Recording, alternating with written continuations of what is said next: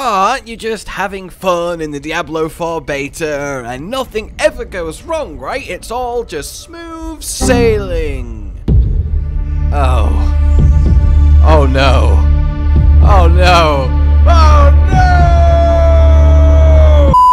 But for those of you that are playing, well, how are you enjoying the experience so far? Hopefully well enough, especially on our new Druid and Necromancer that we can finally take for a spin. And while we will be discussing those two classes in depth today, I want to give a general look at them and how they've been performing, as well as a few other important little tidbits that you should know about the current open beta weekend.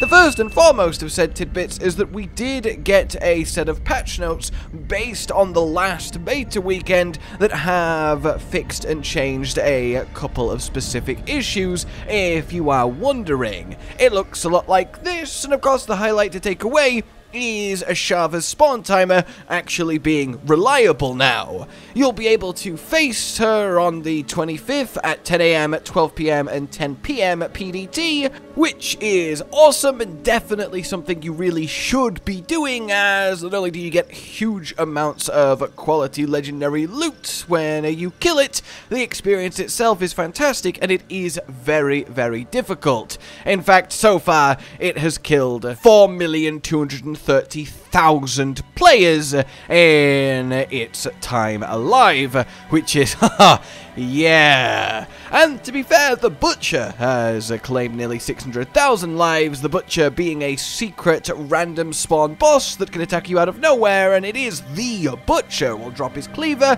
and it's definitely worth playing and playing and playing until you bump into him and see if you can handle the challenge, as one-on-one he might actually be in the running for the single hardest thing to do in the whole beta. We also got then a little bit of a warning from Blizzard themselves about this fully open, free to try weekend, and that is of course a few of the general things you'd expect. Queue times are going to be big, especially today, especially at peak times going into the weekend, but specifically of interest is that they will deliberately let the servers be stressed. They will let them be unstable, they will let them get pushed to the limits. So know if you are getting the admittedly frustrating issues that have been springing up, constant disconnects, not actually able to select characters, there are a few known issues, and generally a lot of people are having trouble just staying in-game and being allowed to play normally. That is, well, a feature, not a bug, at least as far as the beta goes. It's one of the reasons for its existence. As a little tip, though, there does seem to be two heavy areas of death. The Haradrim Vaults, if you can at all avoid it, or luckily if you're already past it, does seem to be ruining people repeatedly until you can escape it in couple-minute bursts before you're disconnected, and the main big city, too, of Kyovashad is a hot zone of congratulations, you're not allowed to play anymore, you have the audacity to teleport here. So try and deliberately work around that if you are having issues or you are worried about getting sent back to the Shadow Realm that is a 2-hour queue. Impossible! There's also going to be some deliberate downtime while they actually address issues, so if that happens, don't be alarmed, it will come back up, but of course that will immediately cause a huge queue bottleneck as well. So that's kind of some just generally good info to know. Other than that then, I have made a previous video breaking down everything you should do during this beta, and I will link that down below. How to get to level 25 as fast as possible, try all of your builds, get all your skill points, everything there is to see and explore that is worth your time, and it definitely is worth your, well, 10 minutes of your time to take it all in. Though the main single one is just get to level 20 so you get your cosmetics in the actual real full game on launch later this year.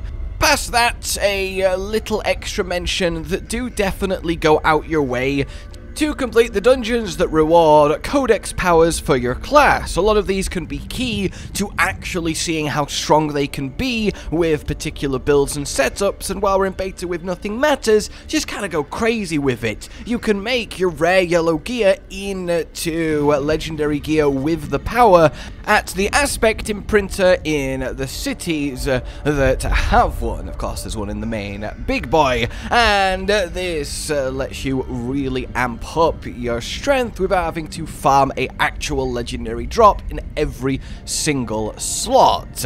Normally, you'd want to be kind of conservative with this, but because it's a beta, we don't care about wasting materials, wasting currency, wasting anything, really. So just experiment and have fun with your class. Try all of your abilities, try all of your legendary effects, and just kinda go crazy. So talking of your class then, Druid and Necromancer are joining us. And for a little bit of a quick intro to Druid and how it's performing and feeling so far, I will pass you over to Mr. Cotton. Druid feels incredible! Look, I know those are the first words that I've said to you, but it bears repeating. Pun intended. This class in Diablo 4's beta has a lot going for it so far. I'm only level 17 as of the making of this, so I've not even gotten to my ultimate abilities yet, but so far Druid just has a bit of that special sauce feeling to me. It has a ton of options it can go down and focus on. Storm magic sort of has its own thing, allowing you to make enemies have vulnerability debuff for the vast majority of the time. Earth magic has a ton of CC, but storm magic does some CC as well, and so your ability to just lock down enemies is actually incredible. On top of this, there is shape-shifting, which is just visually really fun. The werewolf form gives you a lot of your high attack speed melee options and let you apply damage over time as well. It has enhanced crit damage with certain moves, and the werebear form is just a big meaty walk-in tank that has some interesting interactions with fortify and overpower, and that's what you'll see me using in most of the Druid footage here. If you don't know, overpower attacks have a 3% chance to happen on any hit. They add your current life and fortify together and put it as a damage bonus to an overpowered hit. Some werebear attacks give you fortify, while other ones like pulverizer simply automatically overpowers once every 10 seconds as long as you remain over 80% health, which is really quite easy to do with fortify itself, as well as the various barriers that Druid has access to. So this version of Druid that I'm messing with is incredibly tanky and incredibly bursty, and I'm just having a great time with it. That said, this is a melee playstyle that relies on you being right up in the face of your enemies, but Druid is a bit of a king of variety, as there are basic skills and core skills that work pretty much from long range that you can focus on for an entirely different build that is still quite strong. And there are also the animal companions, which you can technically have all of at the same time and really boost their damage up too. Essentially, the way that I look at Druid is it just has tons of viable build potential, a lot of genuinely different playstyles that are unique from each other, unique from other classes, and so far it's been a ton of fun to play. Visually, this class is really fun, and mechanically, it's incredibly cool too. Thank you! And yeah, basically, as he said, Druid so far has proven an incredibly reliable rock of a class, by far and away the hardest to kill, the tankiest, and an absolute single target shredder with its unique damage dealing capabilities. It's just a shame that it is being slightly outshined, if not thematically, by the Necromancer. I personally really like the whole transformation, the werebear, the werewolf. I like the earth magic, I think that's really fun, and the lightning-y, tornado-y stuff. It's a really strong class in both design and performance. But yes, it seems like the Necro is certainly the darling so far, and to tell you a little bit how that's working out, here is Mr. Hollow. Hello, it's me, Hollow, to talk a little bit about the Necromancer, as I'm the one playing this in our current beta. I've been experiencing the major joy of this open beta experience, where basically I'm DCing every 5 minutes. But in between that, I have managed to play a little bit of the Necromancer, and I can say I'm really impressed. There's a lot of word going around that this is the strongest class in the beta currently, and I can kind of agree with that. There hasn't really been a build that I've tried that hasn't felt insane. I'm just walking through packs of enemies and blowing them instantly, and you know, it wasn't until like level 20 and above on the Rogue where I finally had enough points and a sort of build together to actually do that, and it would still take a bit of effort to do it. I'm talking pre-legendary, pre-build, pre-setup or all. It's amazing because you've just got your 4 units, you have the starting warriors, and then you unlock the mages and further like the golem. They're really strong, and very easily for no actual resource you can make them stronger by boosting them for a moment, and they just cleave enemies down. Then whenever an enemy's dead, you can blow up bodies, spread AoE. One build that I started with had me scything through enemies with my basic, and then throwing scythe's range on a target, dealing AoE on the spot, flying back to me AoEing, and then AoEing around me. It's just ridiculous. What I'm trying now is throwing spikes that bounce through the enemies and come back and split and multiply. And just like the scythe build, it's blowing up everything instantly, but I now have range, so that's nice. One of your basics is a sort of suck that you hold on the target, and I find it's incredible for single target and an incredible energy or resource generator too. The most broken build that seems to be going around right now is entirely to do with one ability though, the Blood Mist, where you iframe and deal damage while moving through targets. You can make that better by having spawn bodies as you go, which is how you enhance your warriors and how you blow up bodies and deal AoE. But there's a legendary that basically makes it so you're popping these constantly, so you're completely immune to damage. You've got ridiculous AoE, and it also, for some reason, does insane single target DPS. So if you get that legendary, congrats, I guess. It seems to be the strongest thing in the entire game. So in this quick conclusion of how I'm feeling about Necromancer, they feel ridiculous, and I agree that they could be, probably are, the strongest thing in the beta right now. I would put money on them being a little bit nerfed and tuned or adjusted even in this weekend, let alone shortly at release. So while they're nuts, definitely give them a try. And there we have it. Yes, Necromancer is absolutely shredding, and if you want to choose your class based on pure power in the beta just to see as much as possible and do it all as quickly as possible, and you should be in World Tier 2, there's no reason to not be in this time around for the beta. You want that extra XP, and honestly things aren't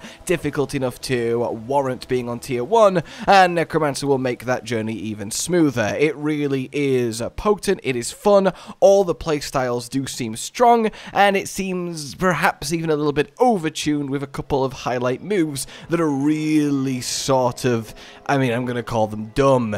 But that said, we will have a proper in-depth guide on how everything works, the best build to choose, the playstyles that are effective, the legendary items, and all of that good stuff for both these classes very soon. So keep an eye on the channel, and we will be back with more Diablo 4 goodness. In fact, everything you could ever want to know about the beta, and indeed the full game, when that comes around.